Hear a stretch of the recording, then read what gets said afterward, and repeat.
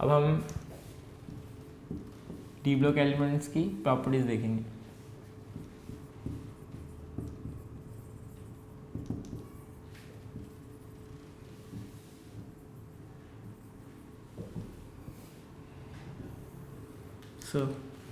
यहाँ कुछ प्रॉपर्टीज है डी ब्लॉक एलिमेंट्स की। First, atomic and ionic size. जो डी ब्लॉक एलिमेंट्स हैं उनका जो साइज होता है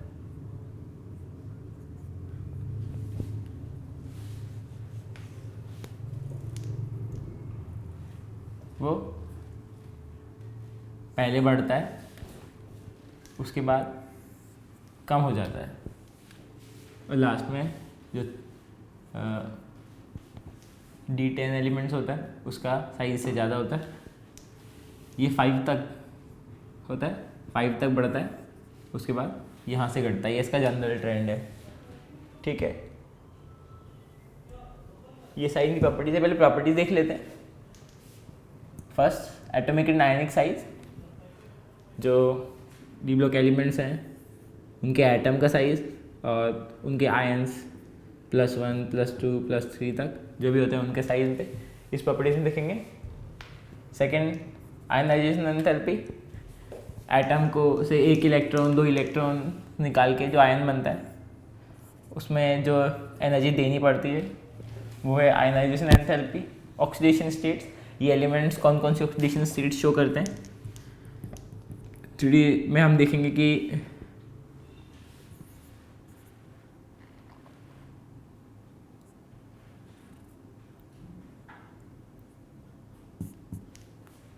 ये जो OS है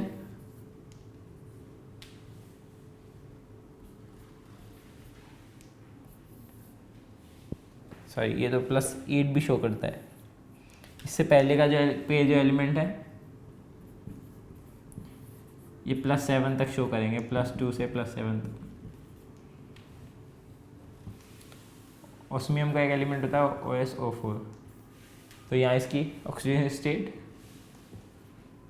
-2 × 4, सो यहाँ +8 ऑक्सीडेशन स्टेट है, ठीक है।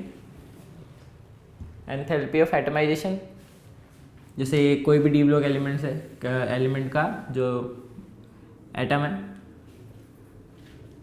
ये जो, अब इसके एटम के जितने मॉलिक्यूल्स हैं उनको सबको अलग अलग करने में जितनी एनर्जी देनी पड़ती है, 4 ऑक्सीजन 1 ऑस्मियम, इनको अलग करने में जितनी एनर्जी देनी पड़ेगी वो होती है enthalpy of atomisation. Melting point and boiling point, इनका हम जनरल ट्रेंड देखेंगे। डेंसिटी, इरिडियम की डेंसिटी हाईएस्ट होती है, इट्स ऑलमोस्ट 22 g/cm3।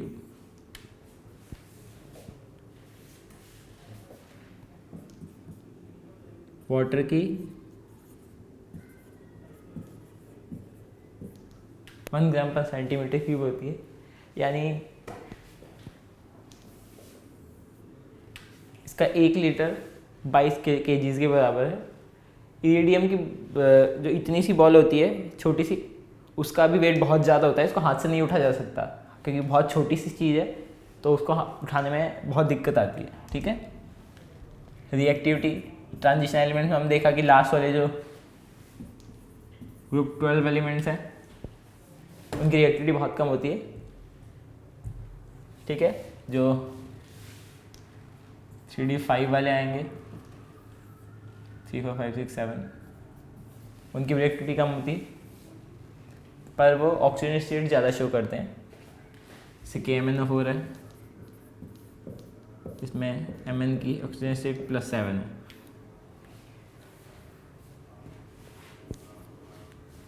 Mn भी इसका है एलिमेंट, तो +7 तक शो करेगा MnTC,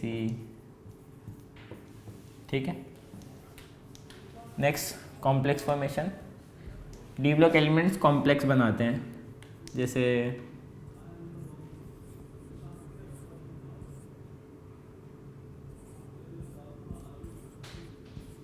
कॉम्प्लेक्स को हम ऐसे बताते हैं। कोबाल्ट 27,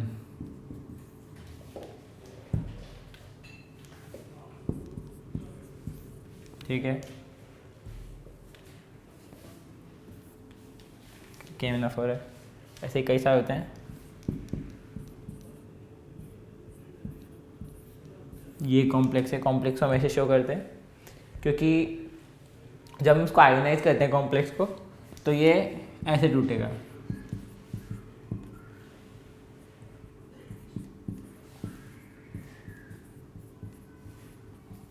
ये जो कॉम्प्लेक्स है, कॉम्प्लेक्स आयन है, ये टूटता नहीं है, अलग अलग नहीं होते एलिमेंट्स, ठीक है। कलर्ड आयंस आगे देखेंगे कि इनके जो कॉम्प्लेक्स होते हैं, चाहे कॉम्प्लेक्स फॉर्म होते हैं, इनके कुछ कलर्स आते हैं अलग अलग, वो हम कलर्ड आयंस में पढ़ेंगे। मैग्नेटिक प्रॉपर्टीज,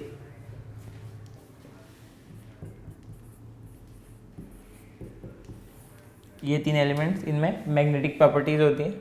और भी इन आयंस के कारण हम जो इनकी जो मैग्नेटिक प्रॉपर्टीज होती है वो पढ़ेंगे। जो मैग्नेटिक डायपोल मोमेंट होता है वो n×n+2 होता है, ठीक है। यहाँ n है अनपेयर्ड इलेक्ट्रॉन्स, जैसे निकल ले लेते हैं, निकल FeCO(Ni), तो 28 पे आता है। इलेक्ट्रॉनिक कॉन्फ़िगरेशन होगा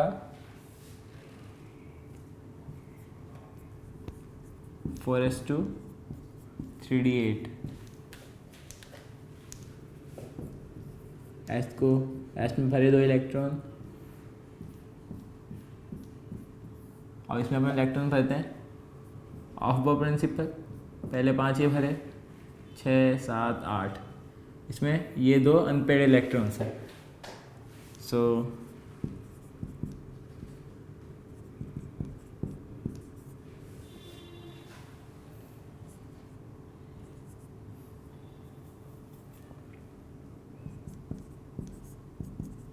√8,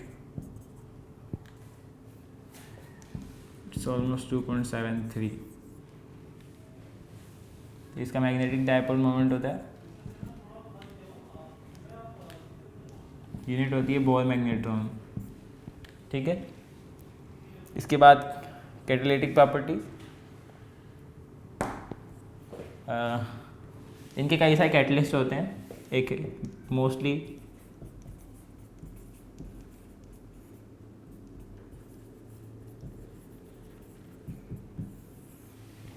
बहुत इंपॉर्टेंट कैटलिस्ट है, जिग्लर-नाटा कैटलिस्ट। इससे कई सारे यूज़ हैं। पॉलीमराइजेशन में भी इसका बहुत इंपॉर्टेंट रोल है, क्योंकि जो पॉलीप्रोपाइलिन मॉलिक्यूल होता है, ये प्रोपाइलिन है 3 कार्बन, तो जब इसको पॉलीमराइज करते हैं फ्री रेडिकली तो ये फ्री रेडिकल बनता है। और ये विनाइलिक फ्री रेडिकल है, जिसके अंदर जो हाइपर कॉन्जुगेशन की वजह से बहुत स्टेबल होता है। तो ये खुद स्टेबल होने की वजह से ये आगे पॉलीमर नहीं बनाता है। तो जब जिग्लर-नाटा कैटलिस्ट खोजा गया उसके बाद ये रिएक्शन पॉसिबल हुई, पॉलीप्रोपाइलिन मॉलिक्यूल पॉसिबल हुआ। पॉलीप्रोपाइलिन को ऐसे शो करते हैं,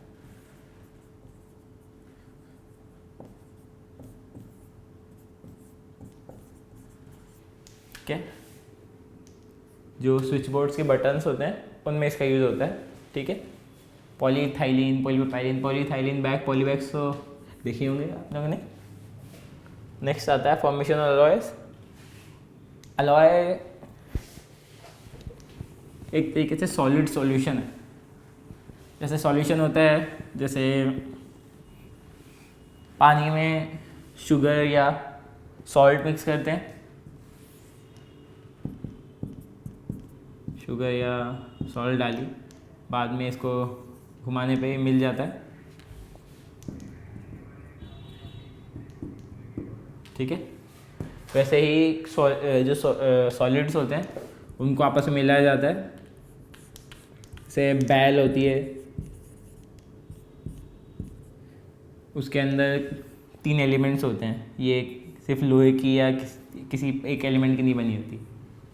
साउंड प्रोड्यूस करने के लिए तीन एलिमेंट्स को मिलाया गया है, उनसे ये बैल बनती है। ठीक है। वैसे ही नॉन स्टाइकोमेट्रिक कंपाउंड, ये क्रिस्टल डिफेक्ट के कारण होता है। Fe जो एलिमेंट है उसकी स्टाइकोमेट्री कुछ इस हिसाब की हो जाती है। जो Fe होता है वो अपनी जगह छोड़ देता है, तो Fe की संख्या कम हो जाती है और स्टाइकोमेट्री कुछ हिसाब की हो जाती है। ये नॉन स्टाइकोमेट्रिक कंपाउंड्स हैं। और लास्ट में हम इसके कुछ इंपॉर्टेंट है रिएजेंट, जैसे KMnO4, K2Cr2O7, KMnO4 में भी एक बायस रिएजेंट होता है।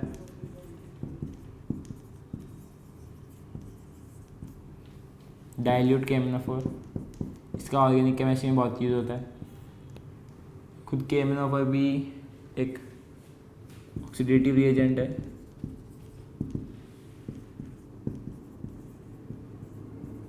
K2Cr2O7 भी। तो इनके बारे में हम बाद में पढ़ेंगे। ओके।